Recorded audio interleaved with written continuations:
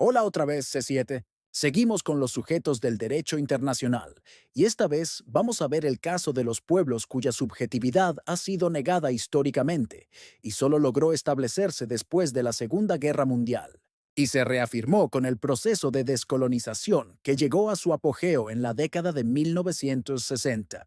Hasta el día de hoy, parte de la doctrina identifica pueblo y nación, sosteniendo que su diferencia se encuentra en matices poco relevantes para el derecho. ¿Pero qué es un pueblo? Bueno, es difícil de explicar. Según Renan, es un alma, un principio espiritual, apoyado en un legado de recuerdos y en el deseo continuo de vivir en común. Es un constructo social que se revalida cada día de forma tácita entre sus miembros. Esta continuidad se expresa en la concepción subjetiva de nación, o escuela francesa, que enfatiza el autorreconocimiento de sus miembros. Dado que la pertenencia a una nación es decidida por sus integrantes, estamos frente a una conceptualización política del término. En oposición, la concepción objetiva, o escuela alemana, atiende a datos comprobables empíricamente tales como la comunidad de lengua y etnia. La definición de nación es aquí cultural y antropológica. La tendencia general es a adoptar una postura ecléctica que atienda tanto a elementos objetivos como subjetivos. Hay todavía una tercera mirada posible, en la que los términos nación y población nacional se confunden, y es aquella por la que la nación surge del vínculo jurídico de sus integrantes con un Estado. Se trata de una posición jurídica y estatocéntrica. Más allá de estas discusiones teóricas, en la práctica un punto de partida ineludible del análisis de la personalidad jurídica internacional de los pueblos está dado por su derecho de autodeterminación, el primero en serles reconocido. Recordemos que en la Conferencia de Berlín de 1885, las potencias europeas crearon un marco jurídico-político para el reparto y colonización de África, donde los pueblos africanos fueron considerados simples objetos. La idea de que los pueblos tenían derecho a autodeterminarse no permearía en el derecho internacional hasta bastante después. En 1920, la Sociedad de las Naciones todavía afirmaba que se trataba de un principio político, pero no jurídico.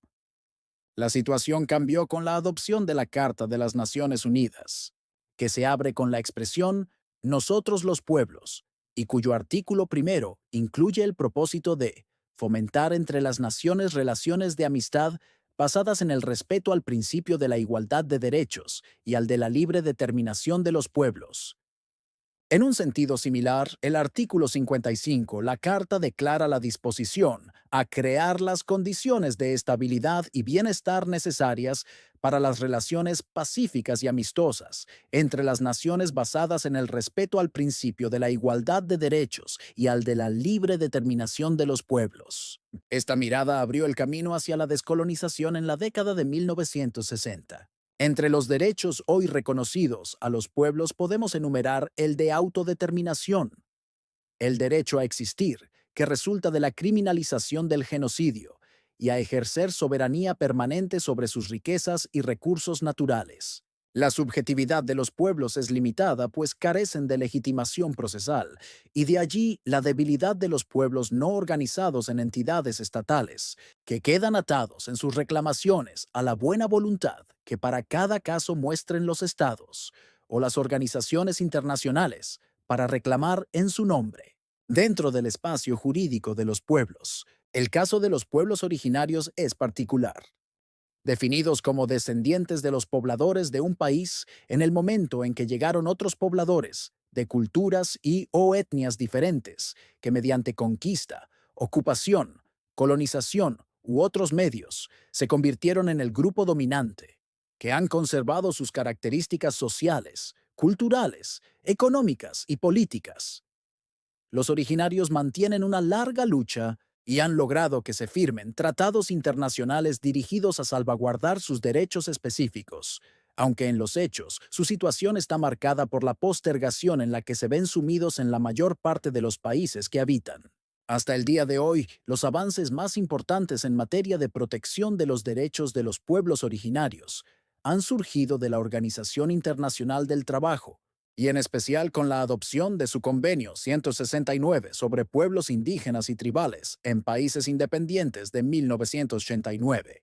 Hubo que esperar hasta 2007 para que la Asamblea General de las Naciones Unidas adoptara la Declaración de las Naciones Unidas sobre los Derechos de los Pueblos Indígenas, por la que les reconoce una serie de derechos, y aunque las decisiones de la Asamblea no son obligatorias para los países, suelen marcar un rumbo de avance del derecho internacional. A nivel regional americano, la situación de estos pueblos no es de mucho mayor protección jurídica.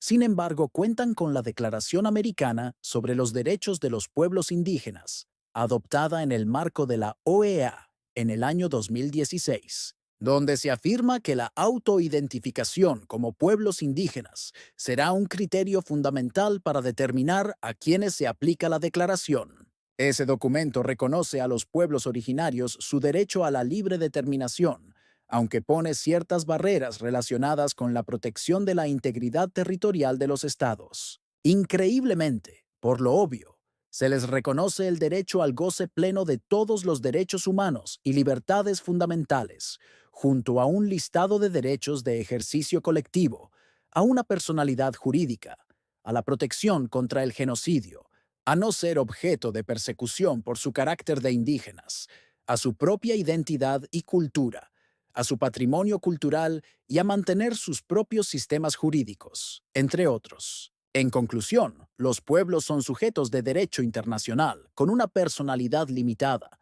que sigue siendo débil y queda subordinada en los hechos al reconocimiento y respeto de sus derechos por los estados que habitan. Nos vemos en la próxima pastilla internacional.